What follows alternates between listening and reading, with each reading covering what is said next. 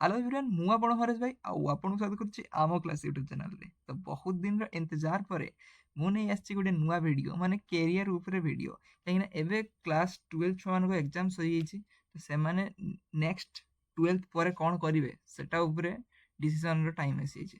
तो आमे देखियो किछि पॉपुलर कैरियर ऑप्शन जेटा कि तमे क्लास 12 परे परस्यू करि परिबो।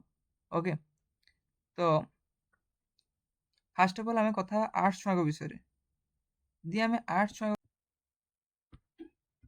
छुआ पाखे किसी पॉपुलर कैरियर ऑप्शन भितर आसी जाऊँ बीए बैचलर्स इन आर्ट्स तुम कर बीएचएम बीएचएम टा हूँ तुम bachelors in hotel management course तुम कर जेटा कि बड़ बड़ होटेल रे मैनेजर पोस्ट तुमको रिक्वायरमेंट दरकार से मिल जो bachelors in journalism and mass communication तुम जदि न्यूज एंकर कि न्यूज रिपोर्टर एका हवा चाहूच जर्नलिज्म रे तुम कैरियर बनवाई चाहूच बीजेएमसी ଗୋଟେ ଭଲ କୋର୍ସ। ତାପରେ ଆସୁଛି ତମର ବିଏଫଏ ବିଏଫ ଟା କଣ ଅଫ ଫାଇନ୍ ଆର୍ଟ୍ସ ତମେ ଯଦି ନୃତ୍ୟ ସଙ୍ଗୀତ ଆକ୍ଟିଂ କିମ୍ବା ଡ୍ରଇଂ ଏଗୁଡ଼ାରେ କଳା ତମ ଭିତରେ କିଛି ଅଛି ତ ତମେ ବିଏଫଏ କୋର୍ସ କରିପାରିବ ଯେଟା କି ଗୋଟେ ଭଲ କୋର୍ସ ଯେଟା କି ତମ ସ୍କିଲକୁ ଏନହାନ୍ସ କରାଇବ ସାହାଯ୍ୟ କରିବ।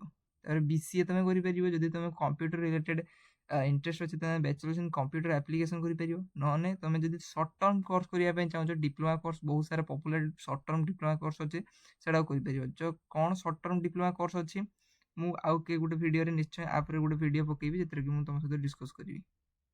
तो ये थिला आर्ट्स छुआ एवं चलो देखा कथा कह कॉमर्स छुआ विषय। तो कॉमर्स छुआ विषय जब आम कथा कहना सब पॉपुलर हूँ सीए चार्टर्ड अकाउंटेंट हो पारे से बीकॉम करें बीकॉम जब न कर बीबीए भी कर बीकॉम करके तुम एमबीए कर बीबीए करके एमबीए कर भल कैरियर ऑप्शन तुम भल कैरियर ऑप्शन तुम कर निजर बीकॉम बीबीए कर ना तुम सीएस गोटे अच्छे सर्ट टर्म कोर्स जोटा कि तुम रोज कंपनी सेक्रेटरी तुम ट्राए कर जोटा कंपनी गुड़ा सेक्रेटरी पोस्ट तुम रहीपर बीकॉम सहित एलएलबी गोटे इंटीग्रेटेड कोर्स अच्छे जोटा कि बहुत पॉपुलर कोर्स जोटा कि तुम कर बीकॉम सहित एलएलबी परस्यू कर ओके इंटीग्रेटेड कोर्स कॉमर्स छुआ नेक्स्ट जी आम साइंस छुआ भितर दीटा प्रकार छुआ था पीसीएम पीसीबी मैथमेटिक्स आउ बायोलोजी दीटा अलग फिल्ड में कन्वर्ट कर दीजिए जो मैंने मैथमेटिक्स बायोलोजी उभय रखते हैं दीटा फिल्ड रास्ता खुलज। जब आम मैथमेटिक्स छुआ कथा देखा फास्ट अफ अल तुम बीटेक कर बीई कर बीटेक कि बीई हूँ इंजीनियरिंग डिग्री जेटा कि बैचलर्स इन इंजीनियरिंग तुम कर बैचलर्स इन टेक्नोलॉजी कर तुम ये बहुत सारा ब्रांचेस अच्छे जेकोसी ब्रांचेस तुम कर ओके। तो तुमको जब पॉपुलर किसी ब्रांच रही mechanical electrical computer science electronic communication engineering ता व्यतीत तो तुम अच्छी मेटालर्जी अच्छी तुम अन्य सारा बहुत सारा पॉपुलर अच्छे आउ किसी एमती भी ब्रांच अच्छे टेक्सटाइल इंजीनियरिंग भी बहुत सारा ब्रांच अच्छी ऑटोमोबाइल इंजीनियरिंग बायोटेक्नोलॉजी ये बहुत सारा ब्रांच अच्छी तुम कर बीएससी तुम कर बीएससी तुम कर फिजिक्स ऑनर्स रू कर मैथमेटिक्स ऑनर्स रू कर कि केमिस्ट्री ऑनर्स रू कर बहुत सारा छुआ करती तुम एगुड़ा भी कर ओके। तापर बी आर्क तुम कर बी आर्क गोटे भल डिग्री जोटा कि 5 वर्षिया पाखापाखि डिग्री थाए यहाँ तुम यहाँ करवा द्वारा कौन हो पार तुम तुम आर्किटेक्चर हो पार जो मैंने कि बड़ बड़ सब मॉल शॉपिंग मॉल जो बड़ बड़ बिल्डिंग जो डिजाइन करते से गुड़ा हो पार। नेक्स्ट तुम जदि एगुड़ा कि न कर तुम डिफेन्स लाइन में जापर।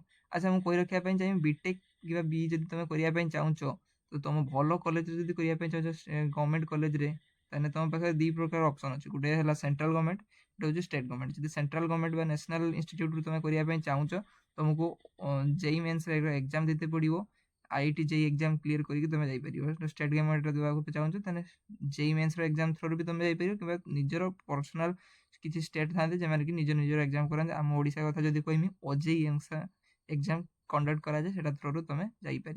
नेक्स्ट डिफेन्स लाइन रे जब तुम जावाई चाहूच ए आर्मी रे जावाई चाहूच कि नेवी रे जावाई चाहूच कि एयरफोर्स रे जावाई चाहूच तुम एनडीए एग्जाम गोटे देखिए जब क्रैक करदे तापर एनडीए एग्जाम क्रैक कर सारे तुम ट्रेनिंग आसो इंटरव्यू हम तापर ट्रेनिंग आसो सिलेक्शन हो सारे ट्रेनिंग हम ट्रेनिंग पीरियड सरीगला तुमको डिफेन्स रे तुमको पोस्टिंग मिल जाओ ओके। ଭଲ ଅଫିସର ପୋଷ୍ଟରେ ତୁମକୁ ମିଳିବ। ତ ଇଏ ଗୋଟେ ଅପସନ୍ ଅଛି। ନେକ୍ସଟ ଯଦି ତୁମେ ଟିକେ ପଇସା ଖର୍ଚ୍ଚ କରିପାରିବ ତେବେ ପାଇଲଟର ତୁମେ କୋଚିଂ ନେଇପାରିବ, ପାଇଲଟ ହେଇପାରିବ। ଓକେ, ଯେଉଁମାନେ କି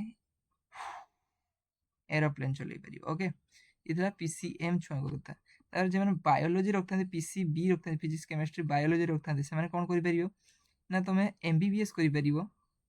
ଓକେ, MBBS କରିପାରିବ। MBBS करते हैं तुमको गोटे नेशनल लेवल एग्जाम जेरको नीट एग्जाम हुए सेरको तुमको मेडिकल किसी एग्जाम देते पड़ो जोटा कि हूँ तुम्हें देपर से क्लीयर करके तुम जापर MBBS कर। यदि MBBS न कर BDS कर बैचलर्स इन डेंटल साइंस कर। MBBS तुम हूँ bachelors of medicine and bachelors of surgery. Okay, उल्टा प्रोनाउंसिएशन हो।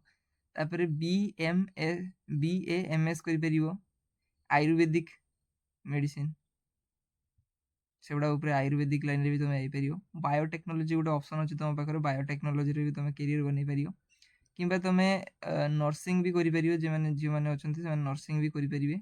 बी फार्मा गोटे ऑप्शन अच्छी तुम्हें फार्मासीस्ट होगापी चाहूँ बी फार्मा कर। बैचलर्स इन फोरेंसिक साइंस गोटे ऑप्शन अच्छी यहाँ तुम करके तुम फोरेंसिक एक्सपर्ट हो पार जो मैंने कि देख CID करे डॉक्टर सालुखी से टाइप जाकि इन्वेस्टिगेशन कर। ओके, आ गोटे अच्छी तुम BSc कर सब पपुलार कहते BSc कर कौन कर ना BSc तुम जूलोजी कर बॉटनी कर तुम बहुत सारा ऑप्शन अच्छी कि तुम चाहिए भी अन्य ऑनर्स भी कर फिजिक्स केमिस्ट्री भी कर। ओके, तो ऑल राइट, ये थिला किछि career option after 12th for arts commerce and science. Okay, जदि भल लगे आउ ए रोड मैप लिंक डिस्क्रिप्शन अच्छे जाकि चेकआउट कर तो भल लगे लाइक शेयर सब्सक्राइब करने निश्चय भूल ना। आउ पुणी नुआ वीडियो देखा आउ गोटे नुआ फ्रेश वीडियो। Okay, bye.